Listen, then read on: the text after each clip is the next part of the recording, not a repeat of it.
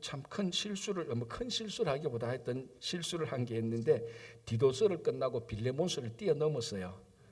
근데 아무도 지적을 안 하시네요. 저한테서 목사님 빌레몬서는 왜 안 합니까? 이러면은 제가 뭐 핑계라도 대고 뭐 할 건데 제가 보니까 빌레몬서를 넣었는데 아무도 자연스럽게 넘어가더라고요. 그런데 제가 어제 보니까 가만있어 빌레몬서를 내가 안 했나 하고 히브리서에 보니까 역시나 빌레몬서가 도망 안 가고 그대로 있더라고요. 죄송합니다. 저희 역시 이게 한 챕터가 있으니까 살짝 넘어가는 거예요. 그래서 이 히브리서 끝나고 우리 빌레몬서 보고 야고보서 보도록 하겠습니다. 오늘 히브리서 2장입니다. 자, 1절에 이렇게 되어 있습니다. 그러므로 우리는 들은 것에 더욱 유념함으로 우리가 헐러 떠내려가지 않도록 함이 마땅하니라. 자, 얼핏 보면 그냥 우리가 들은 것 잘 지키자 이렇게 쉽게 넘어갈 수 있는 말씀인데 요 단어 하나들이 좀 중요한 의미가 있습니다. 자, 볼게요. 일단 그러므로 우리는 들은 것 그러니까 히브리서를 썼던 분들이 히브리서를 읽는 분들에게 말한 거죠. 우리가 들은 것이 있다. 우리가 들은 것에 더욱 유념하자. 자, 이 들은 것은 우리가 여러 가지로 말할 수 있는데 첫 번째는 구약 성경 말씀을 말할 수도 있습니다. 왜냐하면 구약 성경의 말씀들을 이 사람들은 구전으로 계속해서 이야기해 왔으니까, 또는 구약 성경에 있는 말씀 말고 유대 전성에 나오는 것들, 그러니까 유대인들은 성문법, 기록된 법이 있고 또 구전법이 있고, 자, 이런 것들을 말할 수도 있고, 아니면 또한 예수님께서 말씀하신 것을 제자들 또는 사도들이 듣고 사도들이 또 그 밑에 사람들한테 이야기한 것. 자, 그래서 이제 뭐가 이제 이런 것들을 정확히 밝히려면 이 히브리서가 언제 적혔는가를 좀 봐야 된다는 거죠. 만약 히브리서가 예를 들어서 우리가 한 50년, 60년경에 기록됐다 그러면은 이거 뭐 예수님께서 말씀하시고 제자들이 말한 거 바로 되겠죠. 그런데 그거보다 한 30년, 40년 꽤 되려면 예수님이 제자들에게 말하고 제자들이 그 밑에 사람들에게 말하고 그 밑에 사람들이 또 그 밑에 사람들에게 말하고, 이런 좀 연도 차이가 있을 수가 있습니다. 어쨌든 그러나 우리가 그렇게 뭐 세밀한 것에 다 얽매이지 말고, 자, 여기서 들은 것은 예수님께서 말씀하신 것, 이 사도들 또는 제자들을 통해서 왔던 것, 이것을 말하든지 아니면 구약 성경을 말하든지, 어쨌거나 우리가 볼 때는 크게 우리 신앙 속에서 우리가 적용할 때는 하나님의 말씀으로 보면은 뭐 아무 문제가 없습니다.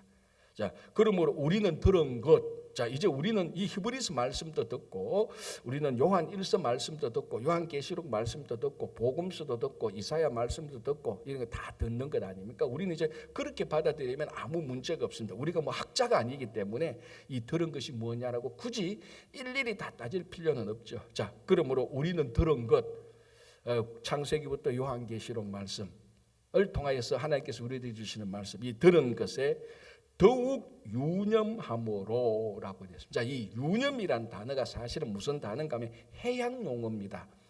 그래, 바다에서 뭐 해군들 또는 뭐 바다에 하는 어부들, 이런 사람들이 사용하는 언어입니다. 원래 헬라어가. 유념한다는 말은 크게 보면 두 가지인데, 하나는 뭐냐면 닻이 고정되어 있는 것입니다.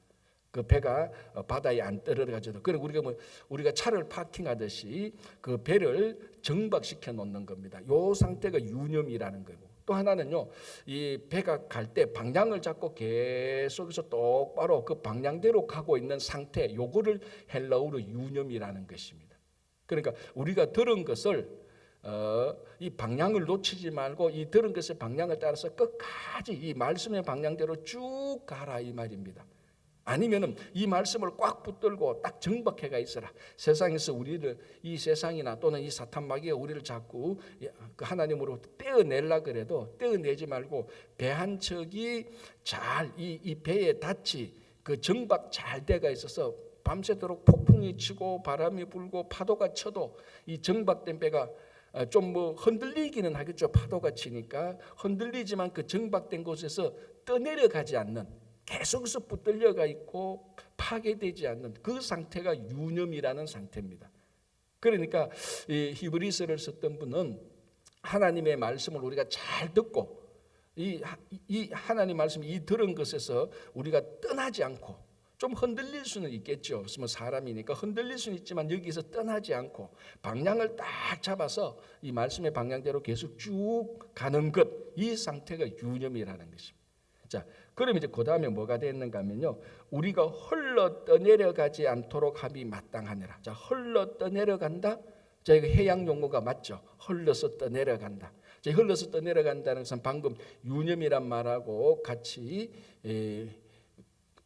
같은 의미로 보면 흘러 떠내려간다는 것은 이 닻이, 배에 닻이 고정되어 있는데 그것이 끊어지고 또는 풀려져서 이게 쑥 떠내려가는, 그 바닷속으로, 폭풍 속으로 떠내려가는, 또는 방향이 가다가 방향이 이렇게 왔다 갔다 해서 원래 목표된 방향대로 못 가는 상태, 그게 흘러 떠내려가는 겁니다. 그러니까 배가 흘러 떠내려가면 자기 멋대로 가지 않습니까? 원래 목표대로 안 가는 것. 그래서 여기서 필요한 것은 우리가 들은 것이 중요한 겁니다. 이 들은 것이 우리를 이 세상에 떠내려가지 않도록 우리를 딱 정박시켜주고 우리를 고정시켜주고, 또는 우리가 이 말씀의 목표를 향해서 계속해서 방향을 놓치지 않고 쭉 이렇게 가는. 그러니까 2장 1절은 간단하게 말하면 우리가 들은 이 하나님의 말씀을 꼭 붙들고 하나님의 나라를 향해서 이 방향을 잃어버리지 않고 놓치지 않고 계속해서 쭉 가라, 이 말하고 똑같은 것입니다. 자, 이제 여기서 또 하나 우리가 더 생각해 보는 것은 흘러 떠내려가는 것. 이것은 원래 의미는 우리가 모르는 사이에, 우리가 인식하지 못하는 사이에 그냥 우리가 그렇게 되어버리는 상태를 말하는 겁니다. 그리고 우리가 이런 게 있잖아요. 잘 이제 그 신앙생활 열심히 하던 분들이 뭐 어떤 일로 해서 주일을 한번 빠졌어요. 근데 주일 한번 빠지니까 괜찮네. 편하네. 주일 한번 빠져도 아무 일이 없네. 주일 한번 빠져도 사업 잘 되네. 우리 가정에 아무 일 없네. 다음에도 한 번 더 빠져도 뭐 크게 뭐 이러다가 좀 피곤해졌어요. 원래 그전 것 때문에 당연히 피곤해도 주일 지켜야지 하고 갔는데 피곤하니까 전번에 뭐 비즈니스 때문에 한 번 빠져도 괜찮으니까 그거 괜찮던데. 그래서 또 한 번 또 더 빠져요. 또 한 번 더 빠져요. 이제 그 다음부터는 약간만 피곤하고 무슨 일만 생기면은 자연스럽게 빠지게 되는. 그래서 주일을 1년에 52주 지키던 사람이 52주 꼬박 지키던 사람이 그 다음에는 한 40주 지키고, 그 다음에는 한 30주 지키고, 이제 3년 4년 되니까 한 달에 한 번 나올까 말까. 그래도 자기도 못 느껴요. 이런 상태. 그러니까 자기가 지금 얼마나 말씀에서 벗어나고 있고 얼마나 하나님으로부터 벗어나고 있는가를 자연스럽게 인식하지 못하도록 흘러가는, 이 상태가 흘러 내려가는 겁니다. 자, 사실은 중요한 건 이때는 누군가가 너 지금 그 배가 고정되어 있으면 이 배의 닻이 지금 풀리고 있다고 누군가가 얘기를 해줘야 되는 겁니다. 그런데 그 풀리고 있는 걸 모르고 있으니까, 그리고 모르는 뿐만 아니라 거기에 풀려서 배가 그 정박되지 않은 상태에서 바닷속으로 설설설설 들어가도 자기는 못 느끼는 겁니다. 이 상태입니다. 자, 그런데 유념하라는 것은 이건 의도적으로 노력을 하라는 겁니다. 유념하라는 것은 의도적으로 배에 이 닻이 정박되어 있는가 매일 검토하고, 이게 약간이라도 풀렸으면 다시 묶어내고 꽁꽁 묶고, 그날 밤에 바람이 많이 불고 폭풍이 치면은 그 중간 밤중이라도 와서 한번 살펴보고 혹시나 이게 뭐 끊겨지지 않는가, 이런 거 굉장히 의도적으로 노력을 하는 것. 그리고 아까도 말씀드렸지만 이 방향이 제대로 가고 있는가, 늘 하늘, 그 밤이라면 하늘의 북두칠성을 보고 지금 동서남북이 제대로 가고 있는지 의도적으로 노력을 하는 겁니다. 그러니까 이 2장 1절에 담겨진 것은 오늘날 우리 성도가 예수 그리스도를 믿고 구원함을 믿고 하나님 나라 갈 때까지 계속해서 의도적으로 내가 무의식적으로 신앙에서 벗어나지 않도록, 무의식적으로 세상 속에 들어가지 않도록 의도적으로 계속해서 들은 말씀을 붙들고 가는 것을 말합니다. 그래서 이런 과정들을 우리가 신앙용어로 성화라고 얘기하죠. 성화. 우리가 모르는 사이에 한 번, 두 번, 여러분, 사탄은 우리를 모르는 사이에, 의식하지 못하는 사이에 자연스럽게 말씀에서 떠나게 하는 게 목표입니다. 자연스럽게. 그러니까 어떤 한 사람이 신앙생활 열심히 하다가 신앙생활을 아주 게을리 하는데 그에 대해서 자각이 없다. 그게 제일 큰 문제예요. 제일 큰 문제. 왜? 그게 자연스러우니까. 그게 오늘 이 본문에 말하면 흘러 내려가 버려진 상태입니다.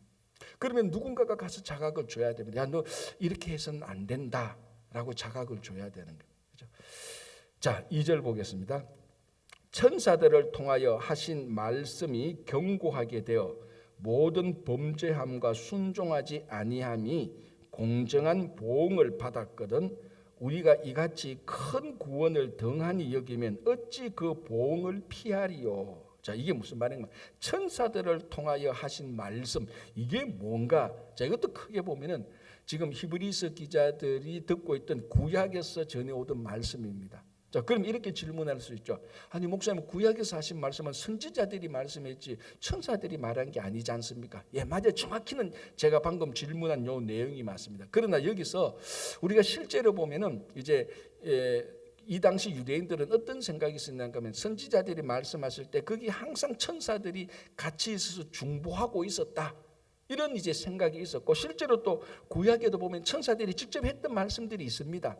하나님께서 선지자들을 통하여서 말씀도 하셨지만 직접 천사들이 했던 말씀, 이런 말씀들이 있습니다. 그래서 여기서 꼭 구약의 말씀을 선지자들이 했다, 누구누구가 했다, 천사들이 했다, 이것을 따지자는 게 아니고 그 당시 천사들이 하신 말씀을 구약 성경으로 이렇게 우리가 말하는 구약 성경으로 이렇게 받아들이고 있는 겁니다. 그러니까 쉽게 말해서 자, 히브리서가 말할 때는 신약 성경은 아직까지 완성되지 않았습니다. 그죠? 마태복음이라고 딱 기록된 거 아닙니다. 어쨌든 이 당시에 구약 성경이라는 말씀이 있었는데 이 구약 성경의 말씀, 이 말씀도 순종하지 않고, 오늘 여기 보면은 순종하지 않고 말씀이 견고하게 되어 모든 범죄함과 순종하지 아니하면은 공정한 보응을 받는다. 그러니까 이 선지자들 또는 천사들을 통하여서 말씀하셨던 구약 성경을 지키지 않으면 거기에 합당한 보응을 받는데, 이제 3절, 우리가 이같이 큰 구원을 등한히 여기면 당연히 보응을 받지 않겠느냐.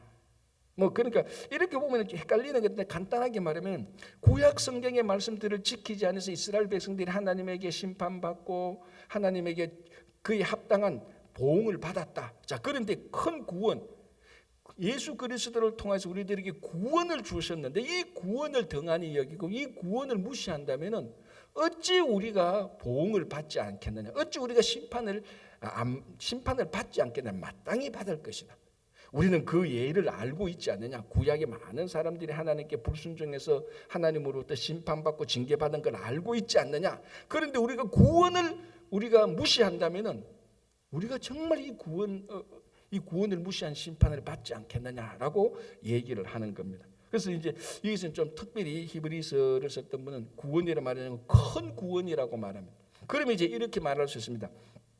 목사님, 큰 구원은 뭐고 작은 구원은 뭡니까? 이렇게 또 아니면 중간 구원도 있습니까? 이렇게 질문하는데 여기서 큰 구원은 그냥 중요하다는 의미입니다. 이걸 뭐 큰 구원 따로 있고 그럼 큰 구원은 무시해도 되고 작은 구원은 안 되고 뭐 되고 이런 차원이 아니고 여기서 큰 구원은 그만큼 중요한 구원, 그런 의미가 있습니다. 그러니까 구약의 말씀을 불순종해도 징계를 받는데 이렇게 중요한 구원을 불순종한다면은 그에 대한 합당한 징계를 받지 않겠느냐 이 말입니다. 자, 다시 볼게요. 이 3절, 우리가 이같이 큰 구원을 등한히 여기면 어찌 그 보응을 피하리요. 이 구원은 처음에 주로 말씀하신 바요 들은 자들에게 그 들은 자들이 우리에게 확정한 바다. 이 구원. 자, 이제 이 구원을 어떻게 믿냐? 예수 그리스도를 믿는 것 아닙니까? 예수 그리스도를 믿기 위해서 이제 지금 히브리서 이때는 이제 예수님이 그 지상에 계시지 않고 승천하셨으니까. 그럼 이 땅에 우리가 예수를 어떻게 아느냐? 말씀을 통하여서 알잖아요. 사도들이 전했던 말씀, 이제 우리들은 기록된 말씀, 이런 말씀들을 통하여서 구원을 알고 예수 그리스도를 알고 믿는 겁니다. 자, 그러니까 이 큰 구원은 처음에 주로 말씀하셨다. 예수님께서 말씀하셨고 그 다음에는 들은 자들이 우리에게 확증한다. 예수님에게 직접 들었던 말씀, 구원의 말씀을 직접 들었던 말씀, 12제자나 사도 바울이나 이런 사람들이 우리에게 확증했다. 예수님께서 말씀하시고 그걸 들은 사람들이 이게 진짜 구원의 말씀이다라고 확증했다. 자, 그리고 4절 보면은 이제 사도행전의 내용들을 좀 얘기합니다. 이런 것들을 확증하기 위해서, 이 구원의 말씀을 확증하기 위해서 4절에 하나님 또 표적들과 기사들과 여러 가지 능력과 및 자기의 뜻을 따라 성령이 나누어 준 것으로 그들과 함께 정언하셨다. 그러니까 말씀도 있지만, 자, 우리가 신앙생활할 때 말씀도 있지만 하나님께서 치유해 주시고 우리에게 뭔가 알 수 없는 하나님의 그 표적으로 우리를 보여주시고 우리 눈을 뜨게 하시고 뭔가 모르게 또 우리 삶의 일상적인 삶을 통해서 우리에게 하나님이 살아계심을 알게 하시는 말씀뿐만 아니라 여러 가지, 특별히 사도행전에는 많은 그 말씀과 함께 많은 기적들이 나타나지 않습니까? 그런 것들을 통해서 확실하게 정언했다. 그러니까 이 구원의 말씀을 우리가 등한히 여기는데 이거 등한히 여길 수가 없다. 구원의 말씀이 확실하다. 하나님께서 말씀하셨고 그 말씀과 함께 이 말씀을 또 증거하는 표적들과 기사들이 있었다라고 이렇게 얘기를 합니다. 자, 5절 볼게요. 하나님이 우리가 말하는 바 장차 올 세상을 천사들에게 복종하게 하심이 아니다라고 말합니다. 그러니까 이 만물은 천사들이 만물들이 천사들에게 복종하는 게 아니다. 누구에게 복종한다? 예수님에게 복종한다는 겁니다. 그게 5절부터 9절까지 내용이에요. 사실은 뭐 이리저리로 얘기했지만 가만히 보면 딱 한마디입니다. 이 만물이 천사들에게 복종하는 것이 아니고 만물이 예수 그리스도에게 복종한다. 자, 그런데 지금 만물이 예수님에게 복종한다고 말했는데 지금 주변을 보니까 복종 안 하고 있는 것들이 많다는 겁니다. 가장 대표적인 게 악한 사람들. 그리고 이 천지를 보니까 뭔가 모르게 지금 자연의 이 순리대로 흘러가지 않고 자연이 막 변화가 일어나고 이런 것들을 볼 때 만물이 하나님에게 순종 안 하고 있는 것처럼 보인다는 겁니다. 그게 8절 보시기 바랍니다. 이렇게 되어 있습니다. 만물을 그 발 아래에 복종하게 하셨으니 만물로 그에게 복종하게 하셨은즉 복종하지 않은 것이 하나도 없어야 하겠으나 지금 우리가 만물이 아직 그에게 복종하고 있는 것을 보지 못하고 이렇게 돼요. 자, 큰 원리는 만물이 하나님께서 모든 만물을 십자가에 죽으시고 부활하시고 승천하신 예수 그리스도 앞에 만물을 복종하게 하셨습니다. 자, 이게 언제 완성되느냐? 종말 때에 모든 사람들이 그걸 다 보고 인정하게 되는 것입니다. 자, 지금 우리가 살고 히브리서를 처음 읽고 있을 때나 지금이나 동일한 게 뭐냐면 지금은 그 모든 만물이 우리 눈에 확실하게 볼 수 있도록 완성되어 가고 있는 그 과정 중에 있다는 겁니다. 그 과정 중에. 그런데 실제로는 원칙적으로 말하자면 만물은 예수님에게 복종하도록 되어 있다는 겁니다. 그걸 누가 만드냐? 그 원칙을 누가 만들었냐? 하나님이 만든 겁니다. 그럼 하나님이 왜 만드냐? 하나님은 만물의 창조주니까. 하나님께서 자기 아들 예수 그리스도에게 만물을 다 복종하도록 만들어 놨습니다. 그러니까 지금은 뭐냐? 그 과정 중에 있는 겁니다. 이 과정 중에 어떤 사람은 예수님에게 순종하지 않고 어떤 만물들은 불복종하고 있는 겁니다. 우리가 볼 때. 그래서 여기 보니까 그에게 복종하게 하셨은즉 복종하지 않은 것이 하나도 없어야 하겠으나 원칙적으로는 다 복종해야 되지만 그리고 이것이 만물의 그리고 이게 마지막에는 그게 다 실제로 그게 마지막 실제로 이루어지지만 그 과정 중에 있는 현실 지금은 2000년 전이나 지금은 뭡니까? 우리가 만물이 아직 그에게 복종하고 있는 것을 보지 못하고. 자, 그러면 믿는 자들은 지금 만물들이 예수님에게 복종하지 않는다 그래도 믿는 자들은 믿음으로 모든 만물의 주님이 만물의 주요 만물의 왕이 예수님인 것을 믿음으로 고백할 수 있는 겁니다. 그리고 그 원리 원칙이 만물이 결국은 다 예수님 안에서 완성될 것이라는 것을 우리가 그것을 미리 알고 그 과정 중에 있는 우리는 미리 예수님에게 완전히 복종하고 그분을 만물의 주로 인정하는 것입니다. 이게 믿음 있는 사람들이 예수님에게 순종하는 것이죠. 그러나 이 세상은 만물이 주님이 있는데도 만물이 주님에게 순종하지 않고 만물에게 순종하고 자기끼리 순종하고 사람에게 순종하고 자기들이 종교를 만들어서 뭐 최고인 것처럼 착각하고 있는 지금 그런 과정 중에 있다는 것. 그래 믿음이 있는 자는 아니다. 지금 이렇게 막 혼란스럽고 지금 뭐 만물의 주가 세상이다 뭐 이렇게 말해도 결국 만물의 주는 하나님께서 예수 그리스도를 통하여서 심판하실 거야 라는 것을 우리는 미리 고백하고 순종하는 겁니다. 그거를 얘기하고 있는 겁니다. 자, 9절 볼게요. 오직 우리가 천사들보다 잠시 동안 못하게 하심을 입은 자 곧 죽음의 고난 받으심으로 말미암아 영광과 존귀로 관을 쓰신 예수를 보니. 자, 그리고 7절 보시기 바랍니다. 그를 잠시 동안 천사보다 못하게 하시며. 자, 이게 뭡니까? 잠시 동안 예수님이 천사보다 못하게 되었다. 이게 뭐냐면은 잠시 동안 예수님께서 우리 죄를 지시고 십자가에 달려 돌아가시는 그 상태를 말한 겁니다. 죽음의 상태를 말한. 잠시 동안은 만물의 주님이 아니고 오히려 천사보다도 못하는 그런 상황으로 갔다.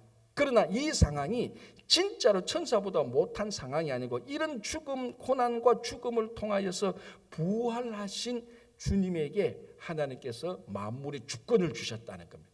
근데 그 상태, 우리가 볼 때는 그 잠시 동안의 상태, 고난받고 죽음당하는 그 상태, 천사보다도 잠시 못하게 여기지는 상태, 그거를 말하는 겁니다.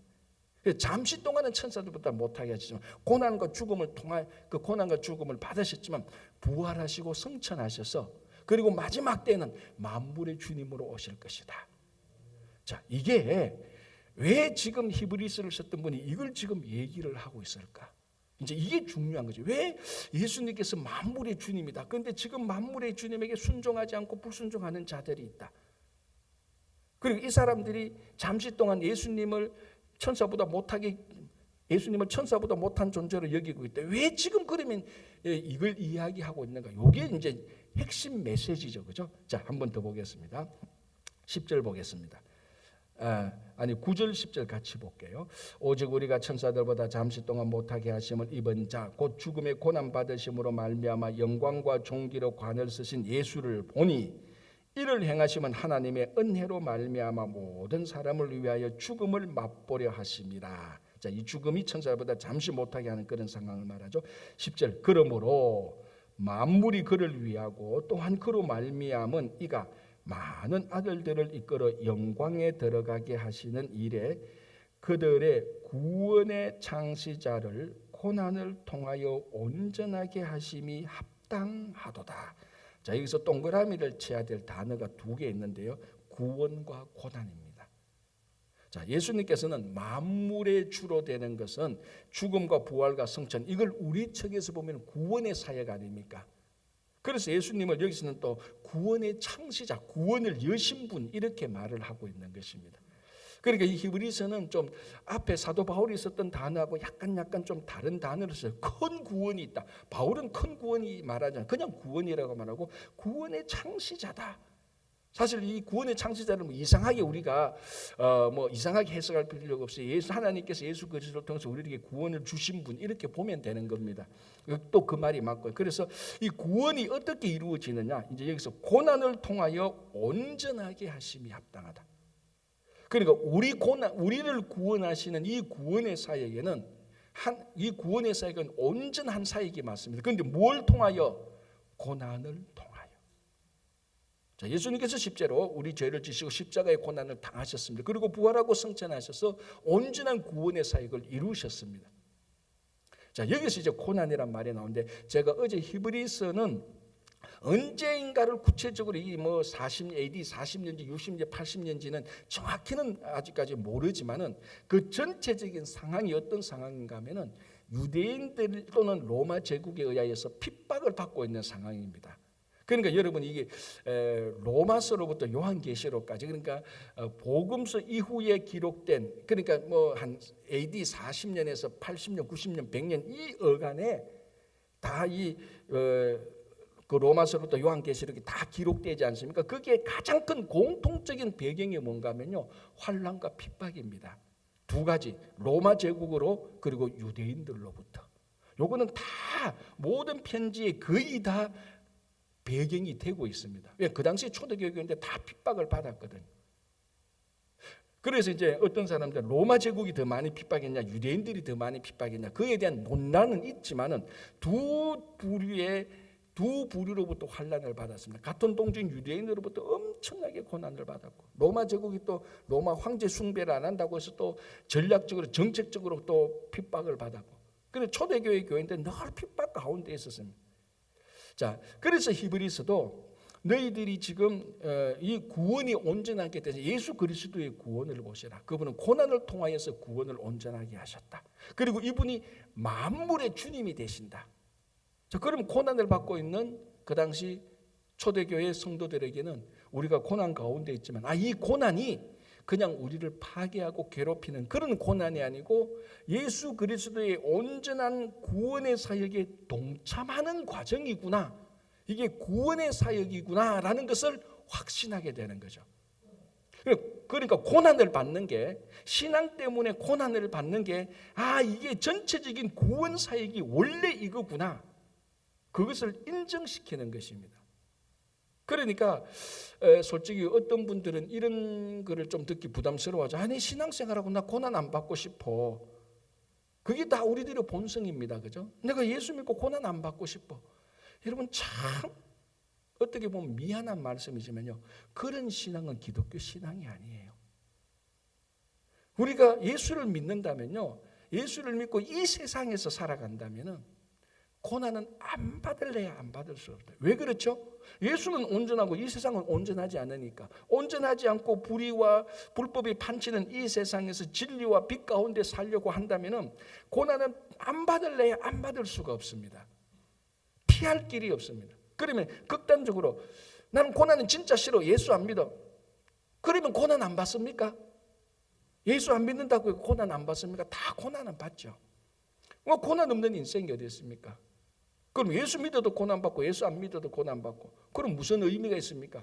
의미가 완전히 다르죠. 우리가 예수 믿고 고난받는 것은 구원의 사역을 동참하는 것인데 구원을 이루는 것인데 그리고 이 고난을 통하여서 예수 그리스도를 알게 되고 예수 그리스도를 닮게 되고 진짜 우리가 하나님의 형상으로 성숙해지고 하나님의 형상으로 닮아가는 원래 피조물이 창조된 모습으로 온전하게 되어지는 과정 가운데 필수적으로 고난이 있는 겁니다. 그래서 우리가 예수를 믿고 고난을 받으면 예수를 안 믿고 고난을 받으면 그 고난은 정오의 대상이고 그 고난은 우리를 파괴시키는 거지만 예수를 믿고 고난을 받으면 이 고난이 나를 온전하게 하고 성숙하게 하고 예수님을 닮게 하는 이것이 고난이 감사가 되는 겁니다. 예수를 안 믿으면 고난은 원수가 되는 거죠. 고난은 괴로움입니다. 고통입니다. 그러나 예수를 믿고 고난을 받으면 이건 감사가 되고 우리가 성숙하게 되고 변화가 되는 겁니다. 그래서 보십시오. 여기서 구원의 창시자를 고난을 통하여 온전하게 하심이 합당하도다. 그래서 구원과 고난의 동그라미를 치라는 거예요. 이게 히브리서를 읽는 사람들에게는 우리가 고난받는 의미가 이거구나. 우리가 고난받는 의미가 이거구나. 여러분 의미를 알면 고난을 넉넉하게 받을 수 있는 거죠. 그 의미를 알면. 그래서 그렇게 가르쳐 주는 겁니다. 자, 11절 거룩하게 하시는 이와 거룩하게 함을 입은 자들이 다 한 권원에서 난지라. 그러므로 형제라 부르시기를 부끄러워하지 아니하시고 이르시되 내가 주의 이름을 내 형제에게 선포하고 내가 주를 교회 중에서 찬송하리라 하셨으며. 자, 이게 11절 12절이 뭔가 하면 자, 가장 논리적으로 한번 봅시다. 예수님은 하나님의 아들이죠. 맞잖아요. 그렇죠. 그게 뭐 이상하지 않죠. 우리도 하나님의 자녀들 아닙니까? 맞죠? 자, 그럼 논리적으로 예수님은 하나님의 아들이고 우리도 하나님의 아들, 딸입니다. 예수님하고 우리하고 사이는 뭐죠? 형제 사이죠. 지금 히브리서는 아주 독특하게 그거를 말하고 있는 겁니다. 아주 독특하게 자, 우리가 예수님은 누굽니까? 라고 말하면 우리는 예수님의 주님이시여 우리의 왕이시여 만유의 주시여 또 그 요한복음에 예수님 우리의 친구시여 이까지는 말을 하는데 예수님이 우리의 형제다라고 말하는 사람은 거의 없어요. 거의 없어요. 그런데 그래 히브리서가 독특한 게 여기서 말합니다. 예수님은 우리의 형제 가운데 맏형이다 이렇게 말합니다. 그게 어떻게 보면은 약간 이단인가라는 생각이 들리는 좀 특별한 건데 히브리서가 그걸 말하고 있습니다. 그래서 논리적으로 보면 예수님은 하나님의 아들이요 우리도 하나님의 자녀 아니면 그러면은 형제가 맞아요. 그런데 여기 차원이 있다는 겁니다. 예수님은 우리가 사람으로 따지면 우리는 입양된 하나님의 자녀예요. 그런데 예수님은 자 인간적으로 말하면 예수님은 바로 하나님의 바로 생물학적 그리고 가정적 온전한 하나님의 아들이에요.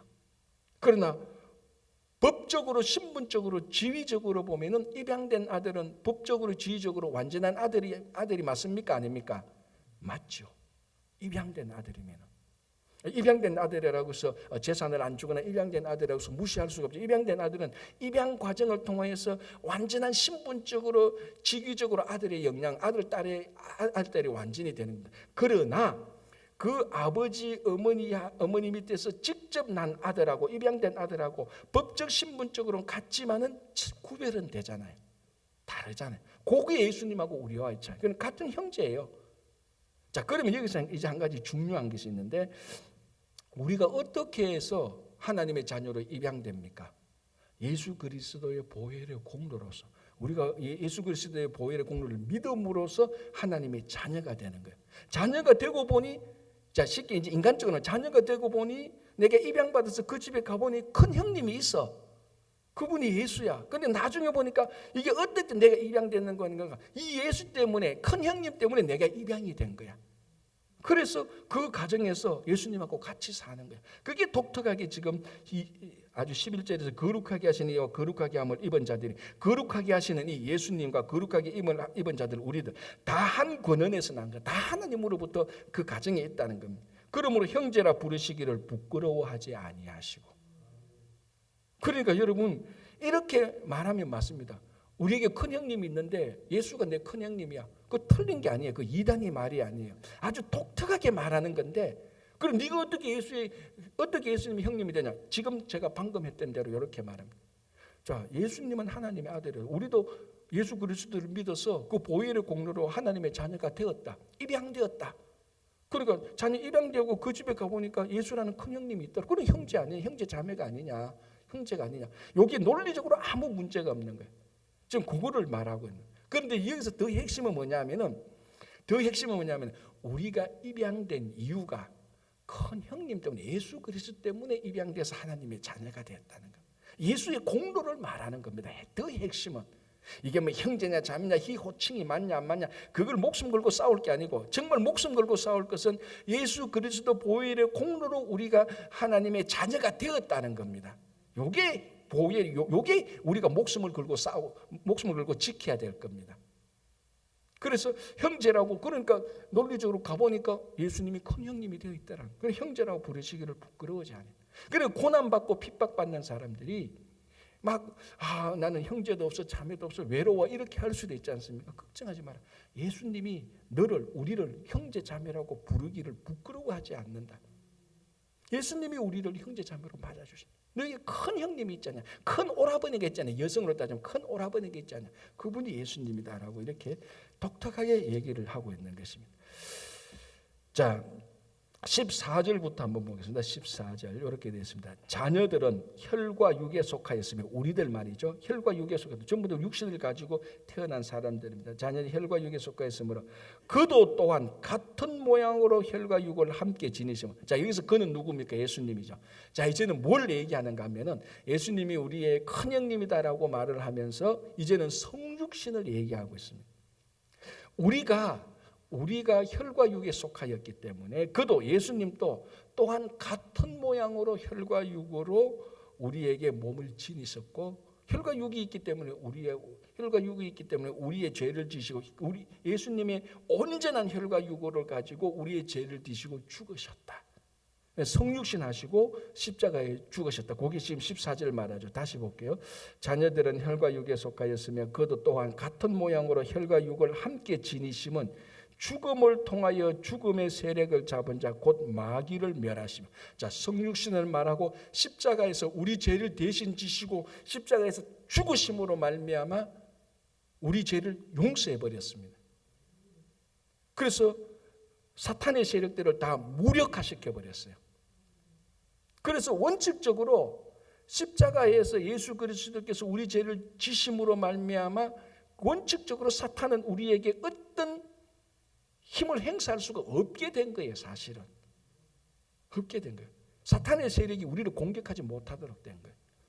그래서 마귀를 멸하시며, 자 15절, 또 죽기를 무서워함으로 한평생 매여 종노릇하는 모든 자들을 놓아주려 하시고, 우리를 예수님께서 오시기 전에 죄와 사망과 율법이 있었는데 예수님께서 혈과 육으로 똑같이 오셔서 성육신 하셔서 우리 죄를 다 지시고 십자가에 돌아가심으로 죄를 다 해결해 버렸어. 그래서 사탄이 우리에게 죄가 없으니까 예수 그리스도를 믿어서 구원을 받으니까 사탄이 우리에게 어떻게 세력을 행성할 그 권세를 행할 수가 없도록 만들어 놓으셨다는 겁니다. 그래서 종노릇 하는 모든 자들을 놓아주려 하셨다. 구원이죠, 해방이죠, 자유죠. 이게 그죠? 자, 16절 이는 확실히 천사들을 붙들어 주려 하심이 아니요 오직 아브라함의 자손을 붙들어 주려 하심이라. 자, 예수님께서 이 땅에 오셔서 십자가에 달려 돌아가시고 부활하시고 성천하시고 천사들을 구원하려고 한 게 아닙니다. 우리들, 혈과 육을 가진 우리들. 근데 여기서 참 은혜로운 것은 우리를 뭐라고 말합니까? 아브라함의 자손이라고 말을 하고 있습니다. 여러분, 이 히브리서를 읽는 사람들은 100% 유대인들이 분명히 있었습니다. 그래서 제목도 히브리서잖아요. 로마서도 아니고, 물론 로마서도 유대인들이 읽었죠. 크리스찬 유대인들이 읽었지만 히브리서는 100% 크리스찬 유대인들이 읽었습니다. 100% 크리스찬 유대인들이 읽었죠. 이 사람들한테 아브라함의 자손은요 가장 명예로운 자기들의 호칭이에요. 자, 여러분 지금도 보십시오. 지금도 아브라함의 자손이 누굽니까? 이슬람 세력도 다 아브라함의 자손이잖아요.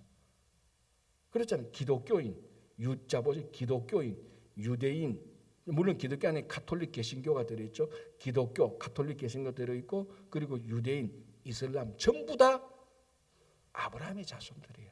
우리가 구약으로 쭉 그렇게 보면 가장 우리가 구약으로 창세기로 아브라함 쪽으로 가보면 이슬람, 기독교, 유대인 다 형제예요, 사실은. 자, 오늘은 그걸 말하는 게 아니고 중요한 것은 이 유대인들에게 아브라함의 자손은 가장 명예로운 호칭입니다. 그래서 뭐라고 말합니까? 오직 아브라함의 자손들을 붙들어 주려 한다. 그걸 구원하고 해방시키려고. 우리를 아브라함의 자손으로 가장 고귀한 이름으로 불러주고 있다는 것. 천사들을 구원하려 오신 게 아니에요. 자, 지금 계속해서 우리가 1장, 2장을 볼 때 계속 언급하고 있는 게 뭡니까? 천사들을 언급하고 있습니다. 아까 여기 2장 처음에 나온 것은 이 모든 만물들이 천사들에게 복종하는 거 아니다. 만물들이 주님에게 복종하는 것이다. 그리고 주님께서 이 땅에 오신 천사들을 구원하려는 게 아니야. 아브라함의 자손인 우리를 구원하려고. 자, 여기에 무슨 의미가 있는가 하면은 아브라함의 자손인 우리가 천사보다 더 귀하다는 의미가 들어가 있는 겁니다. 그러니까 그리 귀하니까 아브라함의 자손이라는 호칭을 주는 겁니다. 어제도 말씀드렸다시피 우리나라식으로 말하면 조선시대 말하면 우리는 대감의 아들들이에요. 근데 천사들은 대감집에 있는 종이에요. 종은 대감의 아들을 섬겨야 돼요. 대감처럼 똑같이. 그래서 이 히브리서 1장 2절을 보면은 천사들에 관한 과도한 숭배, 천사들에 대한 과도한 평가를 정확히 낮추어 줍니다. 그리고 우리들, 구원받은 우리들이 원래 존귀한 하나님의 자녀라는 것을 자꾸 인식시켜 주는 겁니다. 아마 그게 그 당시에 천사 숭배 사상이 과도하게 있었기 때문에 그 잘못됐다는 그 오류도 고쳐주는 거예요. 오늘날도 많은 성도들이 똑같아요. 이 성경을 통해서 예수 그리스도를 발견한 것이 훨씬 더 기쁨이지, 자다가 어떻게 천사 꿈 한 번 꿨다고 그거 신기해서. 여러분, 종의 꿈을 꾸는 게 고귀합니까? 대감 아들 꿈 꾸는 게 고귀합니까? 대감 아들은 대감하고 같으니까. 우리 성경에서 늘 그리스도를 발견하는 이것이 훨씬 더 고귀하고 훨씬 더 신앙으로 가치가 있는 겁니다. 천사들의 환상을 보는 것보다. 여러분 별로 동의 안 하는 것 같은데 천사들의 환상 맨날 보는 것보다 성경에서 예수 그리스도를 발견하는 게 훨씬 더 가치가 있는 겁니다. 언제나 우리가 성경에 돌아가면 예수 그리스도가 있잖아요. 우리가 하나님의 자녀라는 겁니다. 뭐 천사들이 나쁘다는 게 아니고 제가 무시하는 건 아니고 우리가 얼마나 그만큼 천사보다 더 귀한 존재라는 것을 이 히브리서에서 얘기하고 있습니다. 그래서 예수님께서 이 땅에 우리를 구원하시러 오신, 다시 한번 그 구원의 큰 구원의 감사와 확신 속에서 살아가는 하루가 되시기를 바랍니다. 기도하겠습니다. 하나님 아버지 감사합니다. 우리를 아브라함의 자손이라고 칭하시고 하나님의 아들 예수 그리스도께서 이 땅에 오신 것은 천사를 구원하게 하심이 아니요 우리를 구원하게 하심이라는 것을 기억하고 주님, 우리가 다시 한번 이 매일매일 구원의 감사 속에서 살아갈 수 있도록 도와주시옵소서. 주님, 오늘 하루도 모든 일정을 주님의 손에 의탁합니다. 우리를 붙들어 주시고 인도하여 주시옵소서. 선모서클이 진행되고 있습니다. 끝날 때까지 마지막까지 하나님께서 인도해 주시고 수고하는 모든 손길들 강건하게 붙들어 주시옵소서. 또 8월 이번 달에 있을 여름 성경학교와 우리 중고등부 수련회, 9월에 있을 청년부 수련회 위에도 주님께서 함께하여 주시기를 간절히 원합니다. 교회의 모든 기도 제목을 들으시고 가정과 일터의 모든 기도를 들어서 응답해 주실 것을 믿으며 감사하오며 예수님 이름으로 기도합니다. 아멘. 자, 이렇게 기도하시고